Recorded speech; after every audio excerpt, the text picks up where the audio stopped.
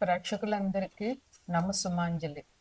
శుక్లాంబరధరం విష్ణుం శశివర్ణం చతుర్భుజం ప్రసన్నవదనం ధ్యాయేత్ సర్వవిఘ్నోపశాంతయే అగజా ఆనన పద్మార్కం గజానన మహర్నిశం అనేకదంతం భక్తానాం एकदन्तमुपास्महे एकदन्तमुपास्महे.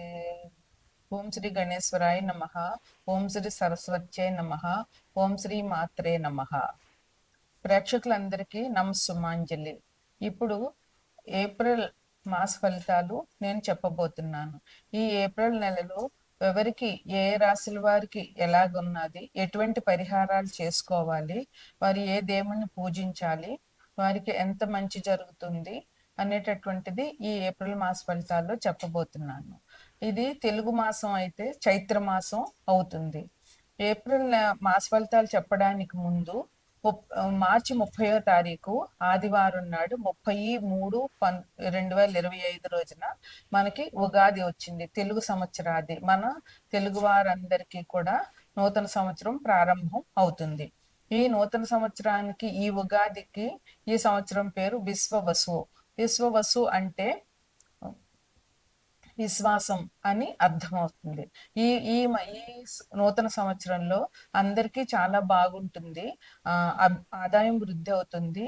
గురువు అన్ని రాశుల వారికి కూడా మంచి శుభ ఫలితాలు ఇవ్వబోతున్నారు. అట్లాగే అన్ని రాశుల వారికి కూడా చాలా బాగుంటుంది. దైవానుగ్రహం బాగా ఉంటుంది. ముఖ్యంగా చెప్పుకోవాల్సింది ఏంటంటే ఈ సంవత్సరం అందరికీ, విద్యార్థులకి, వ్యవసాయదారులకి, ఉద్యోగాలు చేసే వాళ్ళకి, అన్ని రకాల వాళ్ళకి, చేతివృత్తుల వాళ్ళకి, ఈ ఇంట్లోనే ఉండేటటువంటి వాళ్ళకి, అందరికి, పెద్దలకి, పిల్లలకి, అందరికి కూడా ఈ ఈ విశ్వవసు నామం సంవత్సరం చాలా బాగుంటుంది. అందువల్ల ఈ సంవత్సరం అందరూ సుఖంగా సంతోషంగా ఉంటామని చెప్పవచ్చు. సకాలంలో వర్షాలు కురుస్తాయి. నీళ్ళకి ఇబ్బంది లేకుండా ఉంటుంది. ప్రస్తుతం ఇబ్బంది ఉంది చాలా చోట్ల, కానీ అది తగ్గిపోతుంది. మంచి వర్షాలు పడడం వల్ల వచ్చే సంవత్సరానికి మనకి బాగుంటుంది.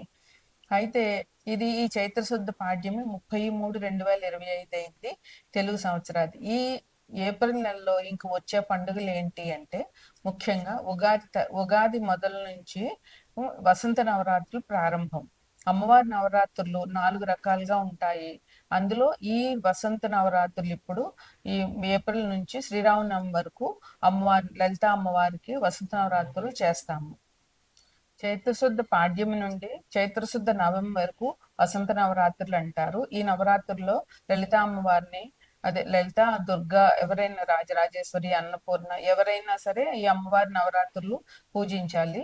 మనకి దేవి నవరాత్రులు ఎంత ముఖ్యమో ఈ వసంత నవరాత్రులు కూడా అంత విశేషంగా మనం పూజ చేయాలి, అమ్మవారి పూజ. ఇక ఈ ఏప్రిల్ నెలలో ఇంకొక పండుగ ఏంటంటే 3/4/2025 స్కంద షష్ఠి, అంటే సుబ్రహ్మణ్యేశ్వర స్వామి ఆరాధన చేయాలి. సో అందరూ సుబ్రహ్మణ్యేశ్వర పిల్లల కోసం కావాలనుకుంటున్న వారు, ధైర్య సాహసాలు కావాలనుకుంటున్నారు, ఎవరికైనా కుజగ్రహ అనుగ్రహం సరిగా లేదని అనుకుంటున్న వాళ్ళు, వీళ్ళందరూ ఈ స్కంద షష్ఠి నాడు పూజ చేయడం చాలా ఉత్తమం. ఇక 16/4/2025 సంకష్టహార చతుర్థి, అంటే మనకి గణపతి పూజ ఈ రోజు విశేషంగా చేస్తారు. ఉదయం నుంచి ఉపవాసం ఉండి సాయంత్రం 6 గంటలకి వినాయకుడు పూజ చేసి చంద్రుణ్ణి చూసి భోజనం చేయాలి.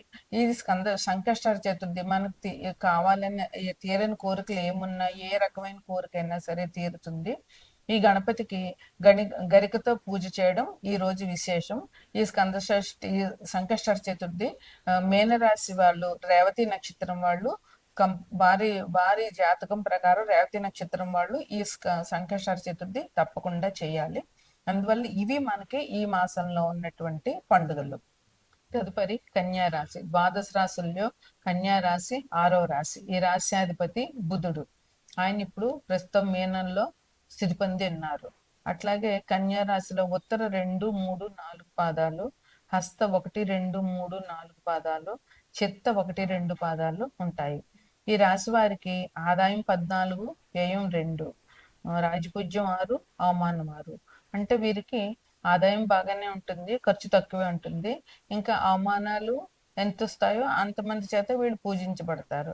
అందువల్ల ఈ రాశి వారికి చాలా కలిసొచ్చే కాలం అని చెప్పవచ్చు. ఎందువల్లంటే వీరికి నాలుగు వీరికి 7వ ఇంట్లో 6 గ్రహాలు స్థితి పొంది ఉన్నారు ఉగాది రోజు నాటికి. అంటే ఆల్రెడీ ఇప్పుడు అక్కడ శుక్రుడు ఉన్నారు, రాహు ఉన్నారు, రవి ఉన్నారు, బుధుడు ఉన్నారు. ఇప్పుడు ఈ కుంభరాశి నుంచి శని మీన రాశికి ఉగాది రోజున వెళ్తారు. అట్లాగే చంద్రుడు గోచార రీత్యా చంద్రుడు కూడా మీన రాశిలోకి వస్తారు. అందువలన ఈ ఈ ఈ కన్యా రాశి వారికి ఈ 6 గ్రహాల దృష్టి కన్యా రాశి మీద పడుతూ ఉంటుంది ఇప్పుడు ఉగాది నుంచి. చంద్రుడు మారాక ఇంకా 5 గ్రహాల దృష్టి కన్యా రాశి వాళ్ళ మీద ఉంటుంది. అందువల్ల ఈ రాశి వాళ్ళకి బాగానే కలిసొచ్చే కాలం అనే చెప్పవచ్చు. ఆర్థికంగా కూడా చాలా బాగుంటుంది, మంచి ఆదాయం వస్తుంది. ఏ రకంగా మీకు ఎన్ని రకాల ఆదాయాలకు మీరు ప్లాన్ చేసుకుంటున్నారో అన్ని రకాల ఆదాయాలు ఈ రాశి వాళ్ళకి బాగానే వస్తాయి. ఇంకా పరిస్థితులు కూడా వీళ్ళ చేతుల్లోనే ఉంటాయి. వీళ్ళు ఎటువంటి పరిస్థితుల్లో అయినా వీళ్ళు నెగ్గుకు రాగలిగే ధైర్య సాహసాలు ఈ రాశి వాళ్ళకి ఉంటాయి. ఆత్మవిశ్వాసం చాలా బాగుంటుంది, మంచి జీవితం ఉంటుంది, ఈ కుటుంబ జీవితం బాగుంటుంది, వైవాహిక జీవితం కూడా చాలా బాగుంటుంది. అంతేకాకుండా వ్యాపారానికి సంబంధించిన లేదా ఉద్యోగంలో ఆఫీస్కి సంబంధించిన అన్ని రకాల వ్యక్తులది వీళ్ళకి మంచి కోఆపరేషన్ ఉంటుంది. వీళ్ళకి సన్నిహితంగా ఉండి వీళ్ళకి వాళ్ళ సహాయ సహకారాలు అందిస్తూ ఉంటారు. వీళ్ళు మంచి పేరు ప్రతిష్టలు సంపాదిస్తారు ఈ మాసంలో. వీరు పట్టిందల్లా బంగారం అన్నట్టుగా ఉంటుంది ఈ రాశి వారికి ఈ మాసం అంతాను. సంఘంలో మంచి గౌరవం దొరుకుతుంది. వీళ్ళు చేసే పనుల వల్ల వీళ్ళ ప్రవర్తన వల్ల వీళ్ళకి సంఘంలో మంచి పేరు ప్రతిష్టలు వస్తాయి. వీళ్ళని అందరూ గౌరవంగా చూస్తారు. అట్లాగే వీళ్ళు వినోదయాత్రలు విహారయాత్రలు కూడా వెళ్ళే అవకాశం చాలా బాగా ఉంటుంది. అందువల్ల వీళ్ళకి ఈ మాసం అంతా కూడా చాలా సుఖంగా సంతోషంగా విలాసవంతంగా గడుపుతారని చెప్పవచ్చు. కొద్దిగా కుటుంబంలో అనారోగ్యం ఉండే అవకాశాలు ఉన్నాయి. అది కొంచెం ముందుగా జాగ్రత్తగా చూసుకోవాల్సి వస్తుంది. కొంతమందికి అంటే అన్ని రాసుల వాళ్ళకే కాకుండా కొన్ని గ్రహాలు అనుకూలంగా లేని కొంతమందికి మాత్రం ఉద్యోగంలో ఇబ్బందులు అనేవి ఉంటాయి. ఆ ఇబ్బందుల్ని వీళ్ళు చాకచక్యంగా ఆత్మస్థైర్యంతో ఎదుర్కోగలుగుతారు. అందువల్ల ఇబ్బంది వచ్చిందని దాని మీద మనసు పెట్టుకుని బెంగపడిపోకుండా ఆ ఇబ్బందిని ఎలా అధిగమించాలా అనేటటువంటి ఆలోచన చేయడం ఈ రాశి వారికి చాలా అవసరం. ఈ రాశి వారికి మనకి 9 గ్రహాల్లోనూ 4 గ్రహాలు ఎక్కువ కాలం ఒక్కొక్క రాశిలో ఉంటాయి. మిగతా గ్రహాలు రవి అయితే 15 రోజుల్లోను, బుధుడు అయితే 30 రోజుల్లోను, చంద్రుడైతే 2 రోజుల్లోనూ ఇట్లా వెళ్ళిపోతారు. అయితే 4 గ్రహాలు మాత్రం కనీసం ఒక సంవత్సరం ఉంటాయి. అవేంటంటే రవి ఏ రాశిలో ఉన్నా ఒక సంవత్సరం ఉంటారు.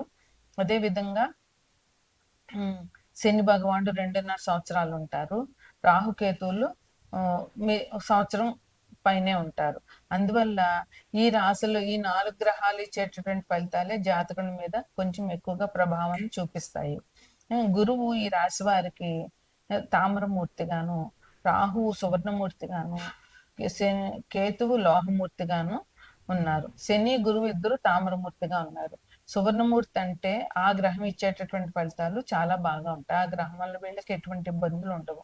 అదే విధంగా రజతమూర్తి ఉన్న గ్రహం కూడా మంచి ఫలితాలను ఇస్తుంది. తామ్రమూర్తిగా ఉన్న గ్రహం మంచి ఫలితాలు ఇచ్చినా ఇవ్వకపోయినా చెడు ఫలితాలు మాత్రం ఇవ్వదు. లోహమూర్తిగా ఉన్న గ్రహం వల్ల వచ్చేటటువంటి మాత్రం వీరికి జాతకుడికి ఇబ్బందులు కలుగుతాయి. ఈ రాశి వారికి శని గురువు తామ్రమూర్తి కనుక వాళ్ళ వల్ల వీళ్ళకి ఇబ్బందులు ఉండవు. రాహువు సువర్ణమూర్తి కనుక రాహు వీళ్ళకి మంచి ఫలితాలు ఇస్తాడు. కేతువు లోహమూర్తి కనుక కేతు వల్ల ఈ రాశి వాళ్ళకి ఇబ్బందులు వచ్చే అవకాశం ఉంది. అది కాక ప్రస్తుతానికి కేతు కూడా కన్యా రాశిలోనే స్థితి పొంది ఉన్నాడు కనుక లగ్నంలో కేతు ఉన్నారు కనుక వీరికి కేతు ఇచ్చేటటువంటి ఫలితాలు కొంచెం కష్టంగా ఉంటాయి కనుక వీరు ముఖ్యంగా కేతు జపం చేసుకోవాలి. అదే విధంగా గణపతిని విశేషంగా పూజ చేయాలి. సంకష్టహర చతుర్థి 16వ తారీఖు అయింది ఏప్రిల్. ఆ రోజు గణపతికి విశేషమైన పూజ చేయించడము, అభిషేకాలు చేయించడము, వీలైతే ఓపుకుంటే ఉపవాసం ఉండి రాత్రి పూజ చేసుకుని చంద్రుని చూసి భోజనం చేయడము ఈ రాశి వారికి చాలా మంచి చేస్తుందని చెప్పవచ్చు.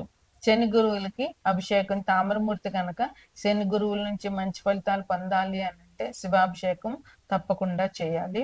అదే విధంగా ఆంజనేయ హనుమాన్ టెంపుల్కి వెళ్ళడం, వెంకటేశ్వర స్వామి దర్శనం చేసుకోవడము, దత్తాత్రేయుడు దర్శనం చేసుకోవడము చాలా ముఖ్యము.